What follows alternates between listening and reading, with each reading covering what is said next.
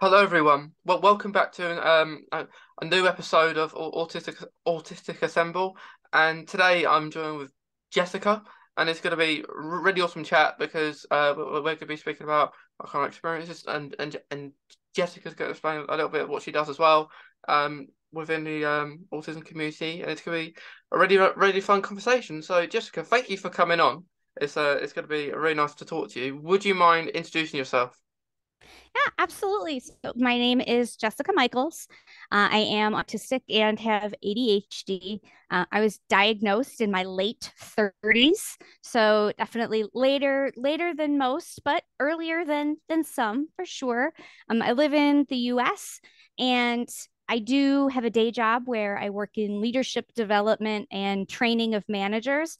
But my side gig, I do coaching of autistic and other neurodivergent individuals who want to be managers and leaders, because there's just not a lot of good resources for those people. And then I work with other companies as well, implementing like neurodiversity programming and just public speaking and things like that. So I try to stay as busy as I can.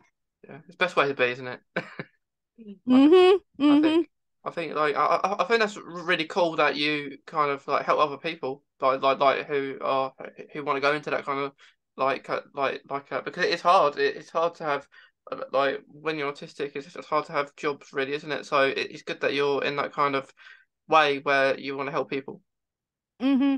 Yeah, there are resources for kids, right? And then there are some resources for, I would say, maybe level two autistics who are working, or just getting into the workforce.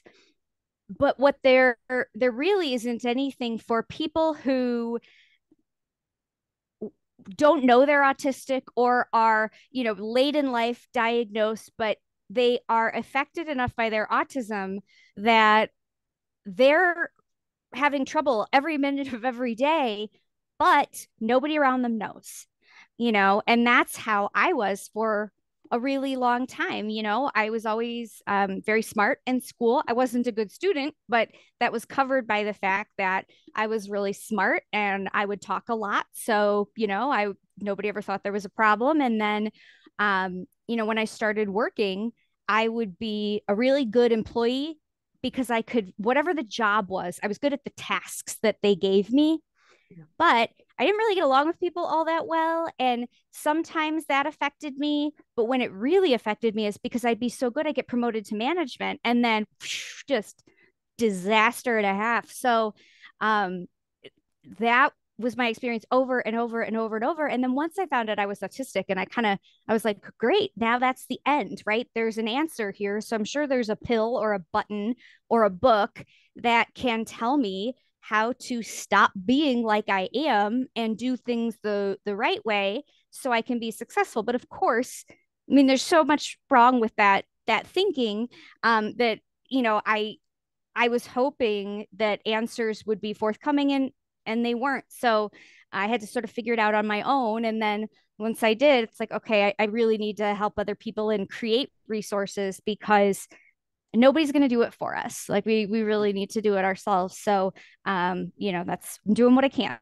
I think it's really good because it's good when you speak about like two top people as well in who I guess are in charge of it all because like if we being autistic talk to these top people who can actually do something like we do all the work we can to like advocate like being autistic and say it's okay and stuff like that, but that's really good, but like you say, like the next level is to speak to these kind of like team leaders, people who can make those tough decisions to change lives for people who are autistic. Mm-hmm. Yeah, and so much of it is just based on misinformation. There are a lot of people who think that if you are autistic, then you can't work at all. Or if you do work, it would be stocking grocery shelves. And that's really it. That seems to be the one job that people go, an autistic person could do that. I don't know why, but stocking grocery shelves is very popular. Yeah. Um, and if they even get the idea that autistic people could work in like a corporate environment, it's only IT. That's it. And those opinions go so far, even for companies that are good with diversity or have like autism hiring initiatives. Some of those are only for IT, because there's just so much misinformation out there about what being autistic looks like and sounds like and what it truly means. There are autistics everywhere in creative positions. I do leadership development and I do training and I speak in front of, 20,000 people. And those are things that most people would say, oh, no, an autistic person probably wouldn't do that. It's just misunderstanding and misinformation kind of all over the place. And then for an autistic person, even when we advocate for ourselves, it's so because of that misinformation, sometimes we can put ourselves in a worse position than we started if we advocate, if we disclose. So, it's difficult kind of on all sides, but we're making some progress. We're making some progress. It's not as fast as I'd like, but I think we can get there. Yeah, like I completely agree. As we're like recording this, I the other day I spoke to a meeting with all these leaders and people like within sport and like because a lot of people who are autistic and it was about like people who are disabled as well and like that struggle with doing sport and it's not because they don't want to do it. Like I told kind of my experiences, and especially when you're at school and you have sports day, like you have a sports day every year, and one of the things I brought up, I said we have to I'm not sure what it is in America, but over here in the UK, is what happens is every year we have the same sports that every like on the sports day. So you have your relay, you have your shot put, you have your long jump, all that kind of same stuff. And I say, like, why can't we change it around? Like, why can't we do I don't know something that we don't know? And in this meeting, I discovered a few new sports I didn't even know because I put a question out there. I said, what sports can are suitable or do you think can disabled people do? And people, a lot of them said all of them, which is correct. They can do all of them. We can do all of them. But like, there's some like within like different measures that you physically may not be able to do, due to reasons. But and then I said, and then there were sports out there that people just picked, and some I didn't recognize.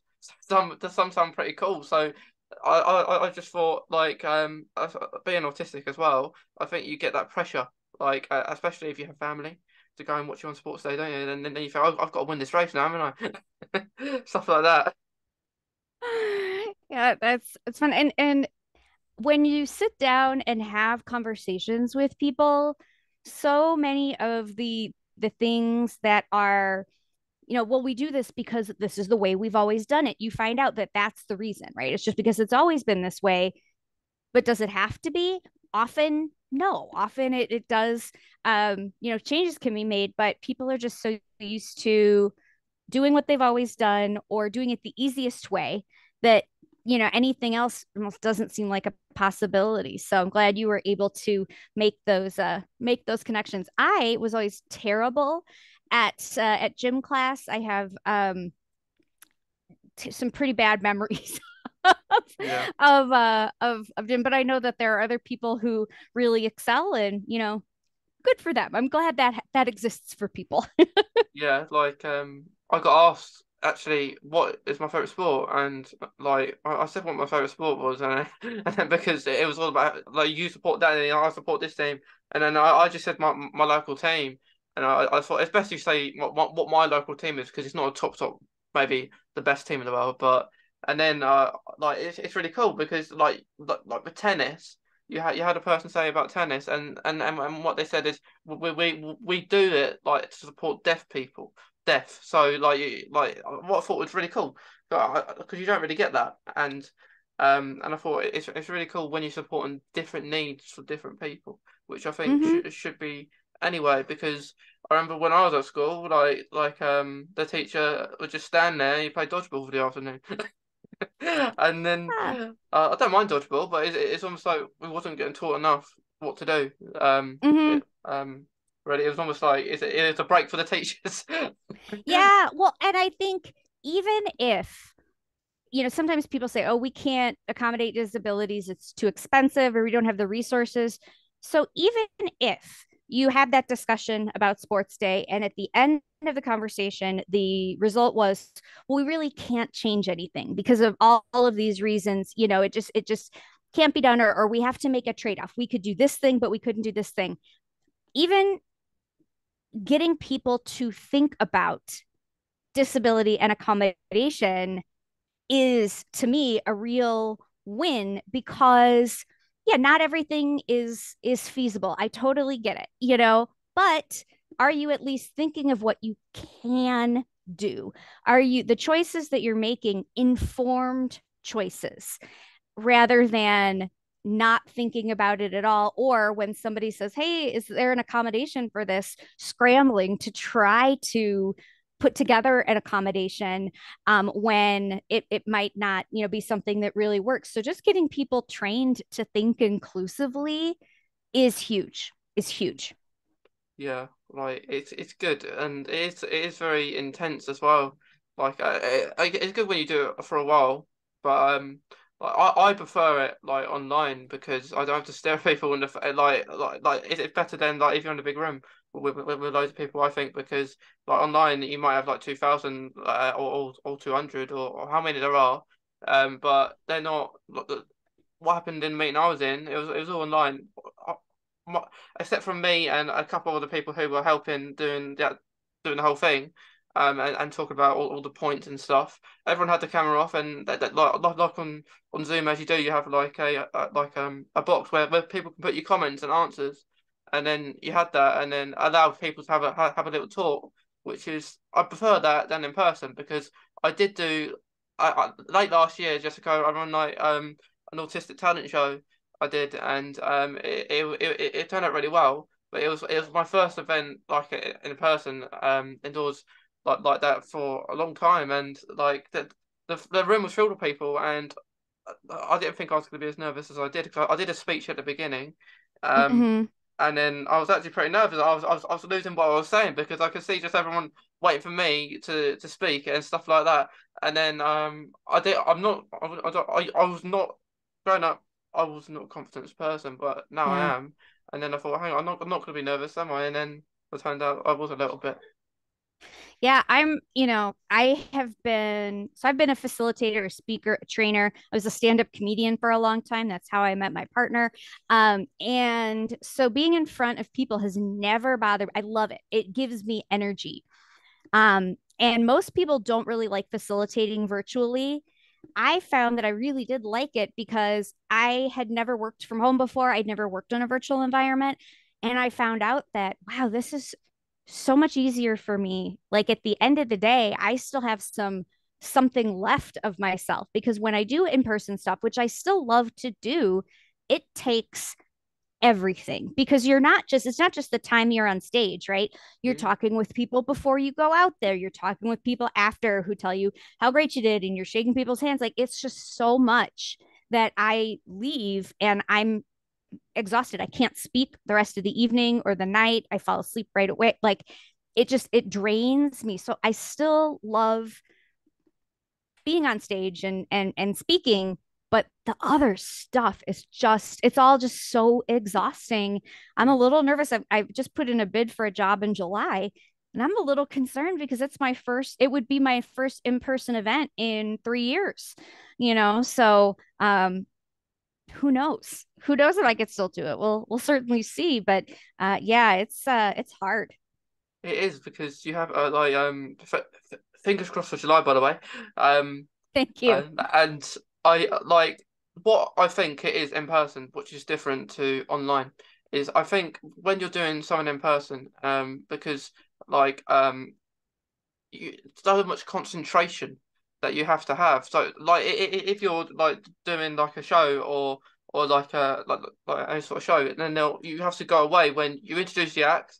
and then you're on the side, and then you got to think in this instance when I did the talent show, it was me and someone else. So we took it in turns.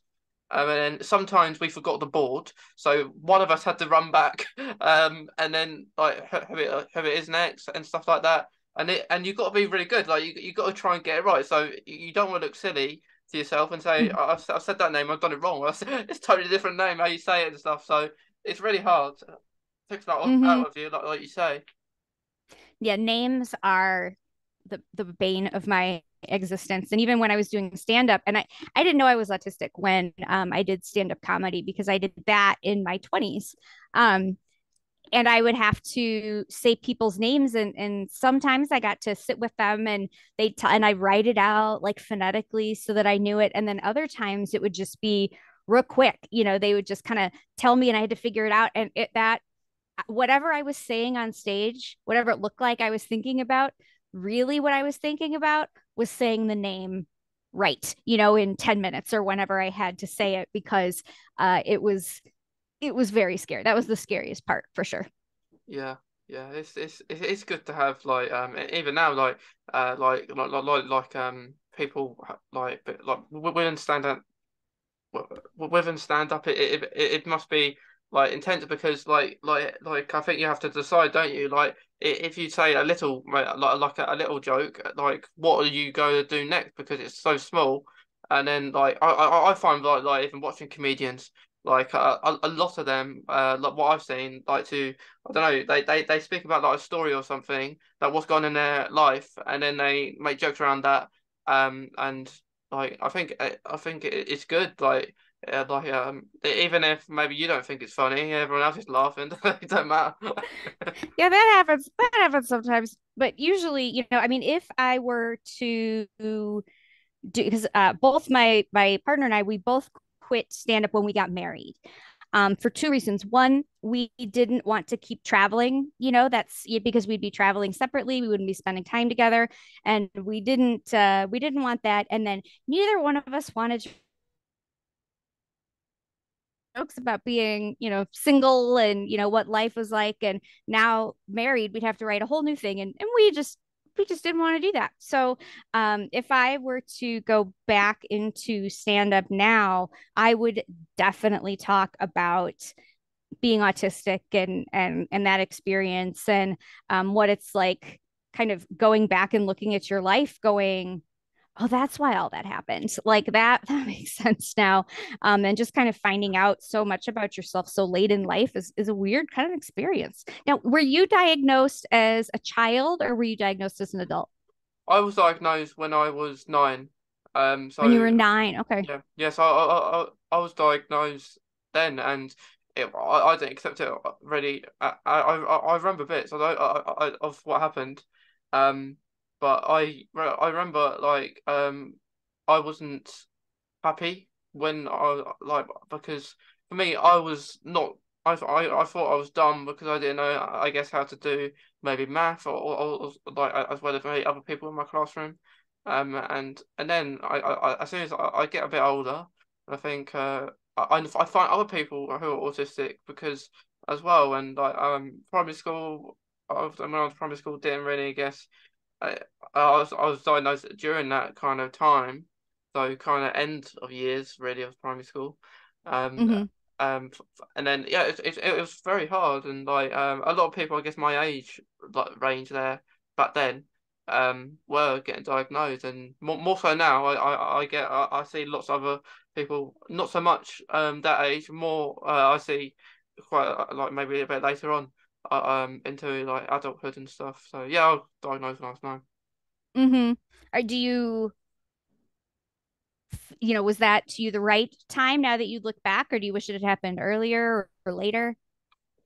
I think it was a good time because it helped me get, well, I went to I went to like a mainstream school straight away, Mm-hmm. and even though I was diagnosed at this point, so I can understand how hard it is for people to go into certain schools.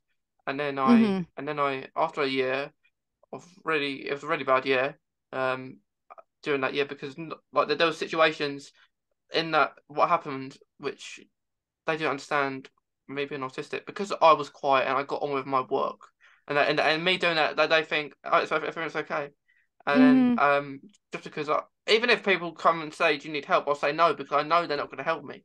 And they'll be wasting my time because they wouldn't be helping me. I'll say a lot of the time it comes out.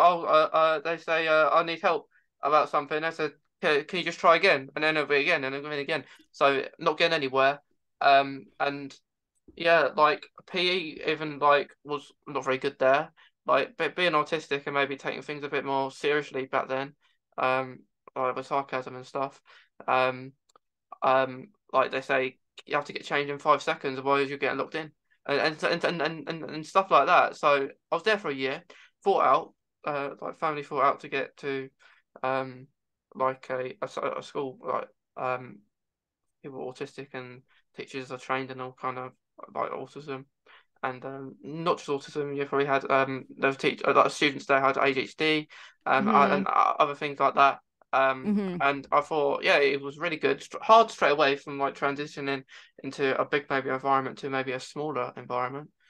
Mm-hmm. Because it's not as big as mainstream where you have half a dozen kids going around causing havoc, and there might be some people causing havoc in a little environment, but more safer and like it wasn't easy straight away because I found it hard to make friends. Um, Yeah. and then Mm-hmm. as it went on, I made friends and like I still speak to some of them now. Um, Wow. um, like from there, like one friend from mainstream. Like it's funny because we went to completely different schools and then we sometimes keep in contact. And we see each other even. So it's yeah, it was like that, and I would say it was the right time to answer your question. That was the right time for me to get diagnosed, um, because I'd rather get diagnosed early and know later, Mm-hmm. properly what autism is, and to me, understanding myself, rather than maybe a bit later, and then all I've gone through all the education, and I haven't got the support I needed. Mm-hmm. Yeah. Yeah. Friends was always that was always the hardest thing for me. And I still haven't figured it out. I really don't have friends. I've got obviously I'm married, so my partner is my best friend, but outside of that, um, I definitely have a problem where once if somebody isn't like in front of me, I just don't think about them. Like it's like once you leave my field of view, people almost kind of disappear. So it's hard for me to stay close to people because I don't reciprocate in a friendship like people seem to expect it. And I don't know what the rules are. I don't know what is this, what are the steps to make a friend? And then like, what are the rules? What's the checklist you need to follow to keep a friend? And I just haven't ever learned. So I kind of went without it, and I Mhm. have colleagues, that I work with. I have some colleagues that I would text after work if they needed something or that I could probably talk to if I needed something. But then once they move on or I move on, that relationship kind of stops. So yeah, I really haven't ever figured that part out. Yeah, yeah, it's hard. It's hard to make friends. Like most of my like early school life, like year one, like through like nursery goes, like year one to year six in UK we call it like so like primary school. I struggled. Like no one liked me for some reason. Why? I didn't do anything wrong. I just kept myself to myself. I wouldn't talk to anyone. I guess that's Mm-hmm. why. And they just all stood there. And then there were situations I've been bullied in my life. Like I was bullied. Most of my like school life. Um, not so like at least probably at least at every school environment I've been to, someone's been mean to me. I don't know why, Absolutely. but Because um, it's we do things that are wrong because I didn't know what like I said, I didn't know that I was autistic, but even I knew, and then of course all the other kids knew that I was weird, right? Because I did things, sometimes it was, and I don't know what tipped them off, but just I didn't do all the things that other kids did, and I did things that other people, thought were really strange. So yeah, I never fit in. I never had friends, and I definitely got bullied for it. Um, and sometimes you wouldn't know, like I wouldn't know why. Like there was this one, I just remember this time there was this girl who lived two houses down from me. And when they moved to the neighborhood, we found out that she and I went to the same school. So we started walking to school together. And then there were a couple times when, we had asked me to either, come over to her house and spend time, or like if there was an event or something, we'd go. So kind of like the friendshipy stuff. And I don't know what I did. I just know one day when I was leaving my house and walking to her house, I saw her leave and walk like as fast as she could to school ahead of me. Like it was very clear she did not want to walk with me. And that just went on. So just one day that relationship just stopped, and I have no idea what it is that I did. But then even in adulthood, sometimes I wouldn't know that I had messed something up until the group of people who I used to eat lunch with now went to lunch without me, and just walked past me. And I don't know. I don't know what I did. I don't know. I said, but yeah, you definitely open yourself up to bullying that way. It's part of, I think, just about everyone who's autistic has experienced negativity in the world of some level just because of the way we exist. Yeah, that's completely it. And I feel like it's sometimes when the bully has that power, and like people that you think maybe are your friends at the time, they are go along with it perhaps because they don't want to get bullied themselves. And at the time, maybe at the time when you're getting bullied yourself, you don't really understand that. You probably think, well, why are you like doing that? And what you don't have to be the same. Like you can like try and defend, but it's hard because like the thing is in my situation, like with my bully that I had, like you tell teacher and do nothing, like they're going for a timeout, and they're back at the normal business when It no almost makes it staff is around. worse, Yeah, it does. because then whenever they get off punishment, they come find you and you get it twice as bad. So I would not, telling adults was useless. I mean, since I was, I don't know if this is, the common, across the pond, but here we would always hear, if you were a girl and a boy was bullying you or teasing you or picking on you, they would say, "Oh, it's because he likes you." And I was like, that is so stupid, because we knew that that wasn't true. And you just know things that are wrong about what the adults are telling you, but there's nothing you can do. There's nothing you can do. So it's almost easier to just Yeah. comply and hope it ends, and hope it stops soon. Definitely, and like it's hard. It's really hard. Like I got bullied by a girl, and and a lot of people probably don't expect that to be the case when you talk about getting bullied, but people do get bullied by girls, and it's not always males Oh, who do girls it, are do they? awful. Girls can be vicious. Girls, it's I there are definitely, when I look back over my life, and the people I would prefer never to see again, the girls from junior high and high school are definitely on that list. I can remember, like, I have such a hard time remembering faces and names when I meet people, but the faces of those girls from school, those are just burned into my memory.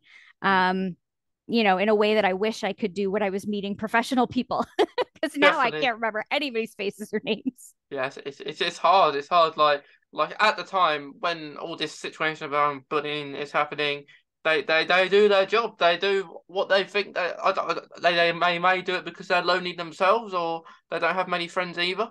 But like you rather, and when that happens, like it's hard because like if the lowers your mood, you get like really low. You don't have any confidence with yourself. You think I'm not gonna say anything 'cause that'll make things escalate even more. But then Mm-hmm. like me now, I probably defend myself more now as like an adult, more now than when I was younger. I think now I know like how to maybe stand up for myself a bit more and not let things happen. But it's hard. They are the prime years where people do get bullied though. When they maybe don't they pick on the vulnerable, don't they? Like people who like not confident, maybe. Mm-hmm. Yeah, and kids are, it can be anything. It could be anything. It could be, if it wasn't, one thing, they would find another. Because you're right, they do go for the people that are vulnerable, and it doesn't take much. Um, and I bet I'm sure there's some kids or some adults who look back and go, "Oh, I really shouldn't have acted that way." But unfortunately, there's a lot of people who don't see anything wrong with it. They think it's just part of being kids, or kids need to learn, and um that's unfortunate. Yeah, and I think not all teachers are bad, but I think like you should clock on really like because I would think that like even at MDA staff like staff maybe outside like students are going up and saying maybe this certain person is doing things, and if you're here you're seeing a common pattern, maybe different people, or if people even may not tell or go to someone, they may just observe what they're doing. What are they doing? Like if like for instance, if you're going to tell off this student and like in my case, like they thought I was lying, the teachers, because I would go off a lot, and they would just say, "Have you heard of the person called Cry Wolf?" I would always get that. That would come Oh, off way too much. And then yeah, I've heard of it, but you're not believing me. Why would I come to you if I would do that? It's just silly. yeah, that is, and it's hard when people don't, but my mom always said to me, nobody can determine how you feel. Like nobody can argue about how you feel. That's something that only you know. And but then when you talk to adults about things and say, "Oh, I'm feeling this way," and they, "No, you don't," "No, you're not really, this is not really your experience," or "You're doing this for this reason." It's so, I mean, it's so hard because that's all you have is who you are and what you feel. And so when that is questioned, it really just makes you question everything and feel worthless. Like nothing I say or do is good enough to convince somebody else. So maybe I'm not. Maybe I really am making too big of a deal of this. Maybe I am just being a weakling, or maybe I am. You just question everything, and that is really hard. Once it happens to you as a child, it is really hard to overcome that even as an adult. Yeah, and especially getting told like basically saying that like it's hard that maybe at that time like in your life you might not heard of what is cry wolf or what is that, and then you learn of the little book of what it is, and then you think, hang on a minute, I'm coming to you to for your help. I want you to help me, and then you don't get the support, and then now I would just say to teachers if like to prevent bullying, it won't prevent it, but just see so you can see for yourself. Like go on the playground at lunchtime and spot what they are doing. Or they might be very clever and they might hide it. That's what you got to think. They might not be doing it, but you've got to be really see what they're doing, see what their mannerisms are. Because if you see how like nervous they are, maybe to someone they are bullying and they're not Mhm. themselves, that they are signs, I think. But yes, it's just not fun, is it? And it happens. It still happens now. We're in 2023 and it still I goes on. know. I wish it was something. I think the good thing is people are more aware of it, and the kids who grew up with bullying are now able to, like me as an adult, we can talk about our experiences, and so there are, because even when I was in school, that was just not something anybody ever, I didn't even realize it was bad or it shouldn't be happening because it was happening so blatantly in front of so many people. It's like, well, if this was bad, somebody surely would have stopped it by now. But it was just so accepted. I am hopeful that at least now there are more parents who, when kids say I'm being bullied, will maybe move them to another school, or when they tell teachers or when they tell school counselors, like something will be done, something that doesn't end up hurting the kid more. So, and I think kids now seem to be so much more accepting of um other people, like gay kids are more accepted. People are less inclined, I think, in a lot of areas to see being poor as something that is your fault and really awful. And I know that's not the case for everyone, but I look at my niece and nephew, and the kids are getting it right. I actually do feel hopeful whenever I spend time with them, because the way they see things. My wife is trans, and my little nephew, who's 3, like he handled it the best out of everybody. He's like, oh, Aunt Ellie used to be a boy. When she was a boy, she was Uncle David, but now she's a girl and she's Aunt Ellie, and just goes on. It means nothing. And like that attitude, the fact that that can exist, is it makes me feel good that maybe things will be better, in the future.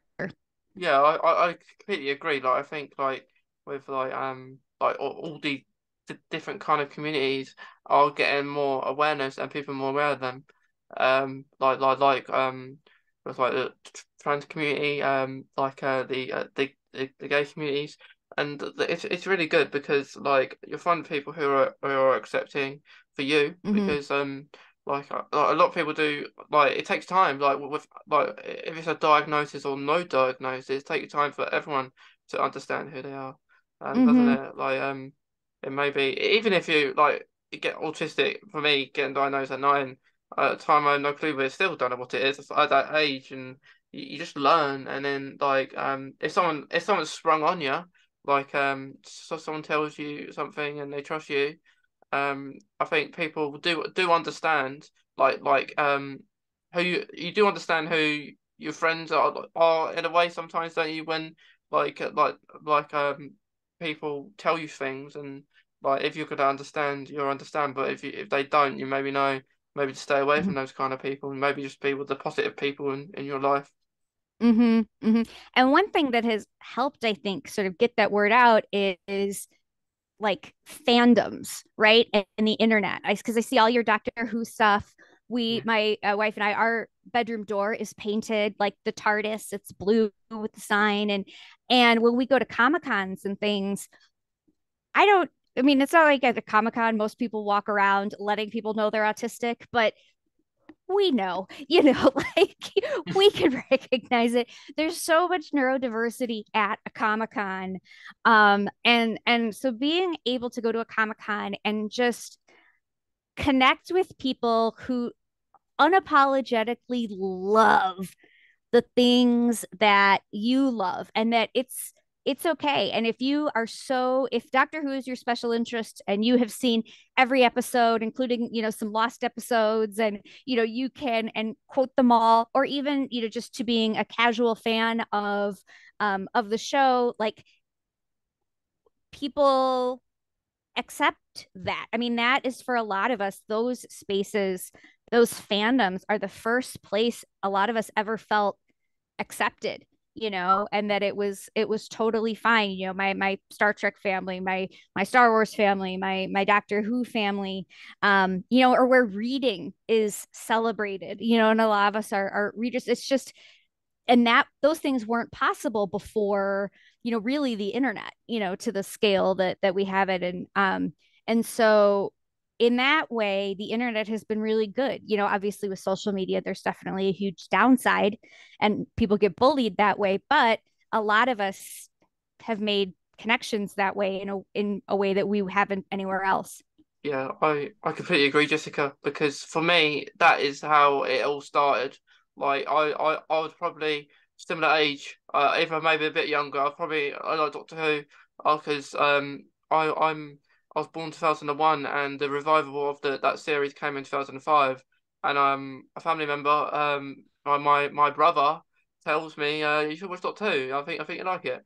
And I'm 5 at the time, and I thought, okay, I'll take your word for it. And then ever since I've enjoyed it, and it's been like kind of interest for me.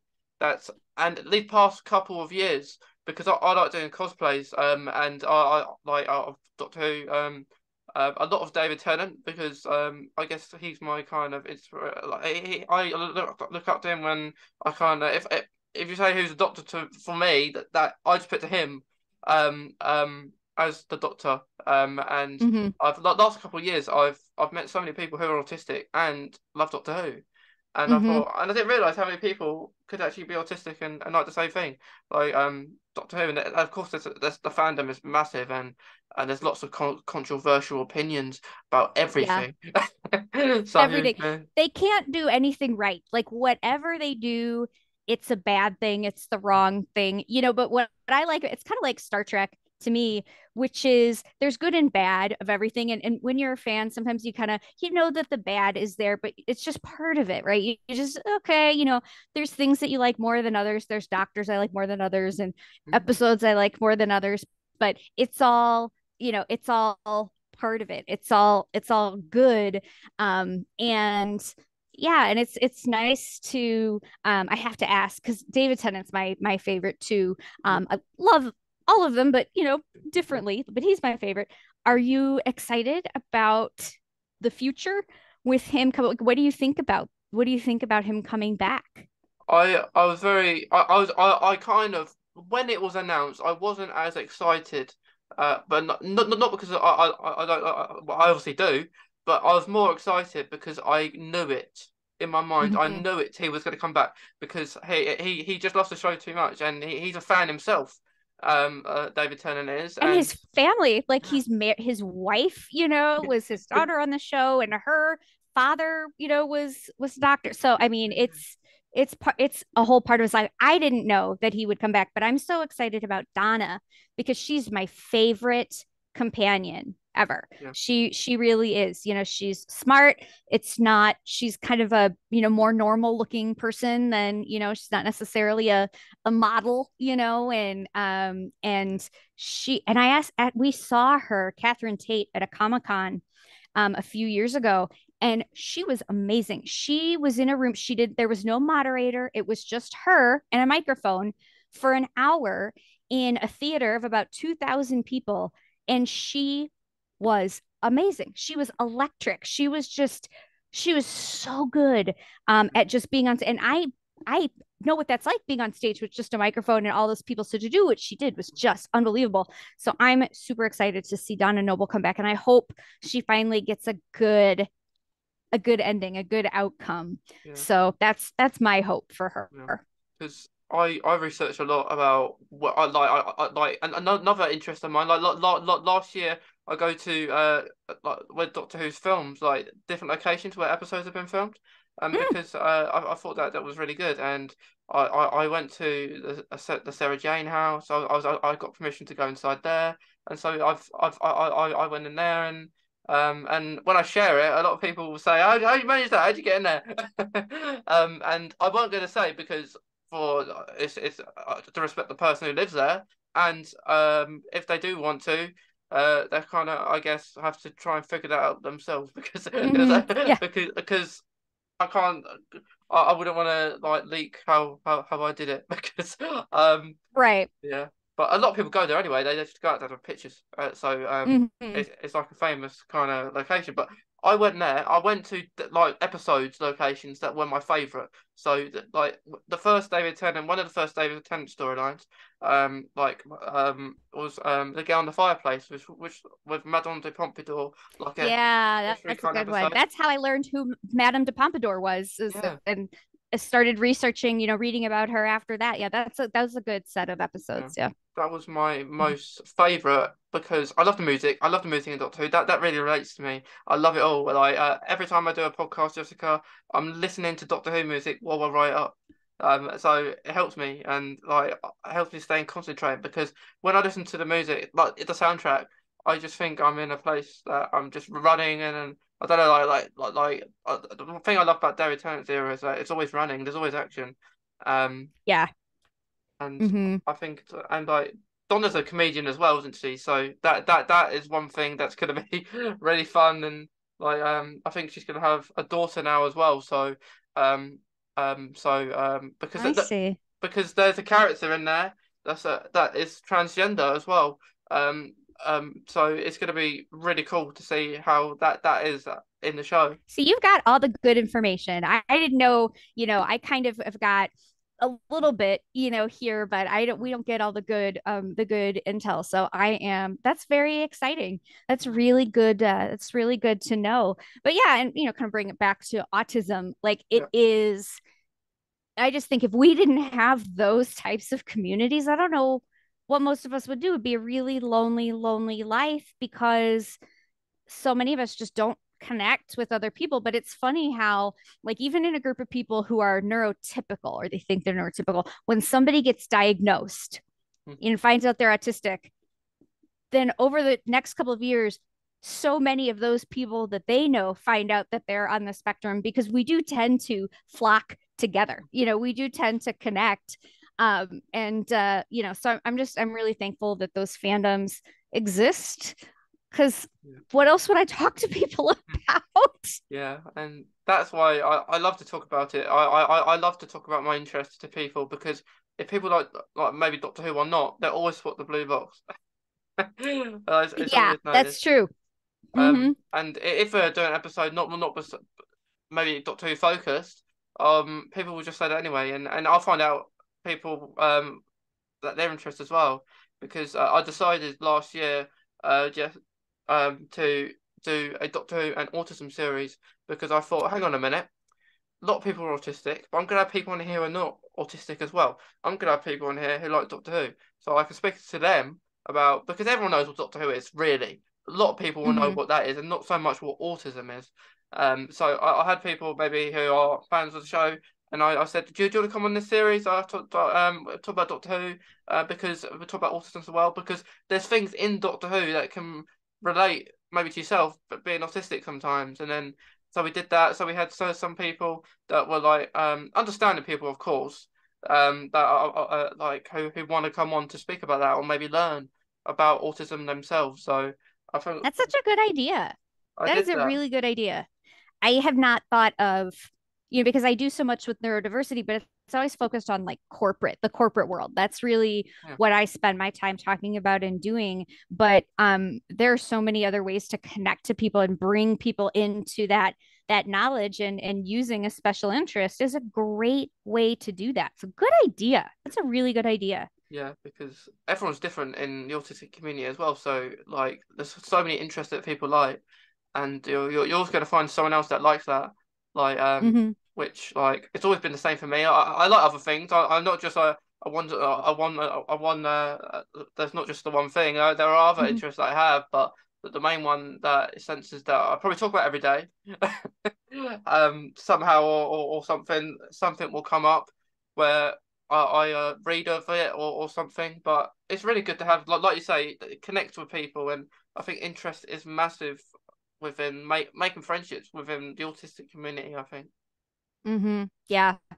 Yeah, that's I've heard. I have a client who is into BTS, the K-pop Oh, band, oh yeah. because and I did not know that there's a huge autistic contingent in that fandom as well. So, I guess that's my advice to other autistics is if you have an interest, reach out to that community because you have a good chance of finding people to connect with. My wife is on Mastodon because we're not on Twitter anymore.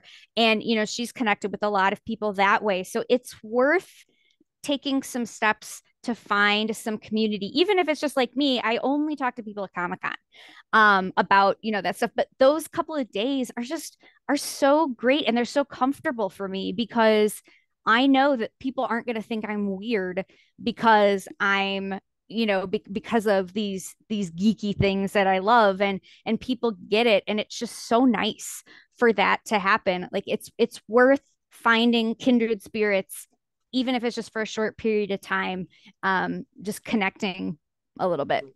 Yeah, well, I think that's really good advice because like it's the main thing how we focus with different people in the community because I love like you say I within that series I did last year I would message someone do you want to come on to Doctor Who Autism series and then I got a response saying how did you know I have autism I said I don't I don't and then but it was a good thing because they were really interested, and they came on, so we kind of like became friends, and when and like it's easy to do stuff like that, and you just don't know until you speak to someone and you reach out to someone because when you do that, you could discover because like I didn't know like before speaking today before you spotted the blue box there like that you were interested in it as well, so it's stuff like that that people spot, and then you could talk about that.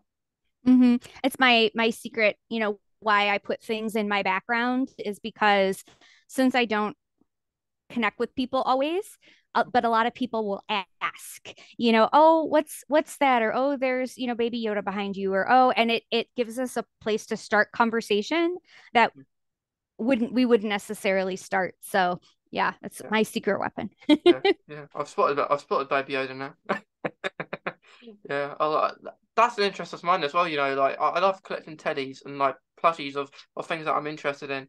Hmm. Like I've got an adipose from Doctor Who, Oh, cute. That and one's got to be pretty cute. yeah, it is. But I'm really looking forward because there's a monster in the '60s of Doctor Who called Beat the Meep, and it's really cute. It's like it's a fictional like from the comic books years ago, but I want to get it when they make a teddy of it because it looks so cute and like it's kind of in the bracket of Yoda and Mm. stuff like that. So it's really good to have. Like I have a couple of teddies down there, like behind me there, Mhm. Yeah, yeah. like you I probably saw that spotted. because one of them's got the Doctor Who the outfit. Yeah, I like gnomes. I started collecting gnomes.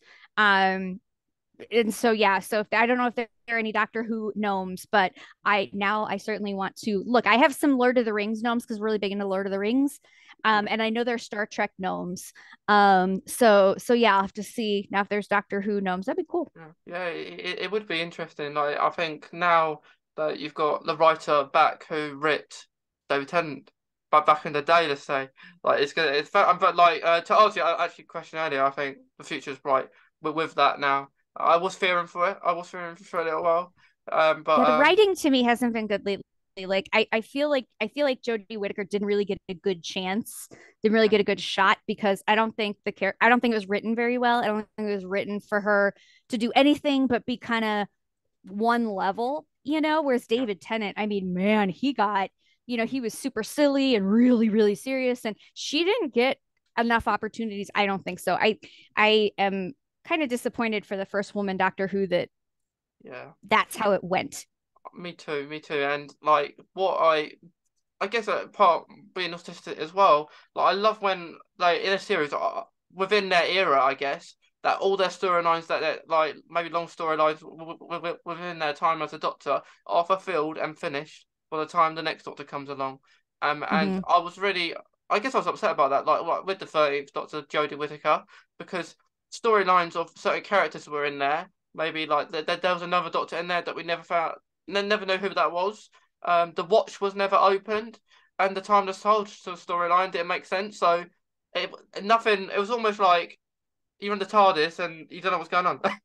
Yeah, no, that frustrated me too because some of those were such cool ideas. And like when there was this other doctor, and she was good, that actress, I forget her name, she was really good. I was like, oh, I want to know all about this. I want to know all about. And so, yeah, there were definitely some big missed opportunities. And I don't mind like the historical episodes and things like that. Like, those are good. But the thing about Doctor Who is you can get that variety. But with this doctor, I don't think there was any variety. It was just all kind of one note, and and she was good for what she was given, but she wasn't given nearly very much to work. And I feel like when you do the first woman doctor, you're gonna have to work twice as hard to make people accept it. Yeah, And it wasn't a very good series of a doctor, no matter who had played it, I think Yeah. it would have been that way. Yeah, I think so too. And you know where all the controversial opinions will start, that it will be like the girl doctor didn't work. We're going back to a man, Mm-hmm. which isn't the case. Which like I love it to be a woman again under Mm-hmm. a showrunner. Like nothing against the other showrunner. He's done really good in other things. Like there's other series that he's done, but I just feel that that didn't work out for him. And like even in the first series that was done under Jodie Whittaker, that there was no storyline at all, nothing. No. And And four companions. yeah, four too And much. and it was just it was and we didn't find out anything about any of them. And Mm, it was lots of kind of half-baked ideas. Like that to me is what happens when you don't have enough people around you who will tell you no, yeah, because there's just so many ideas there that could have turned into something, and just never yeah, did. And with the first woman doctor, that's just not that's not a chance that should have been taken. In my opinion, you really needed the best of the best, because definitely. you already know people are going to be, not as accepting. So Yeah, yeah, but I am excited to see David Tennant again, just because I love him. He's great. So, and he is. he'll be great, and he's not going to do anything that isn't good, so that makes me happy. Definitely not. And just one thing on that, like within the era just gone of Doctor Who, within the music, like I was a bit disappointed. Like I loved the 13th theme, but like there was like back in the day with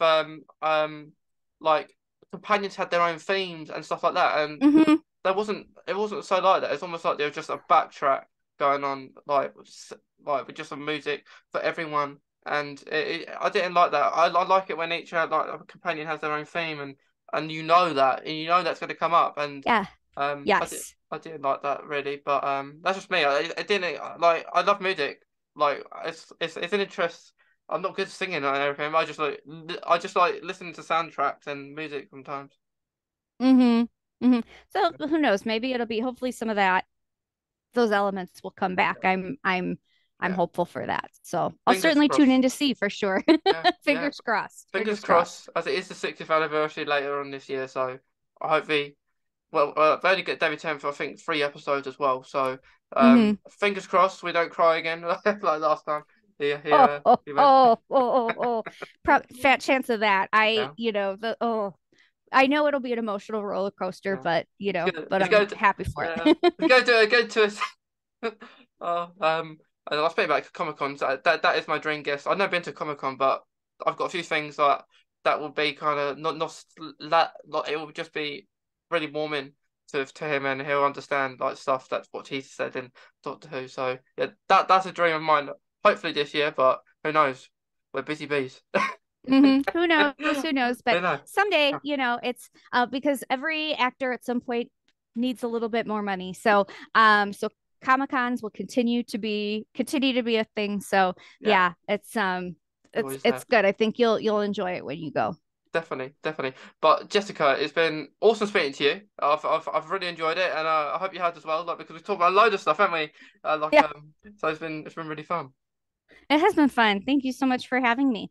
Yeah, and to anyone listening and watching, we hope you've really enjoyed it, and we'll see you in the next episode. And yeah, we hope you have a nice rest of the day wherever you are in the world. If it's America, United Kingdom, like anywhere, because it's awesome when we speak about over the seas like this. But yeah, thank you, Jessica, and yeah, I very enjoyed it. Thank you. Me too.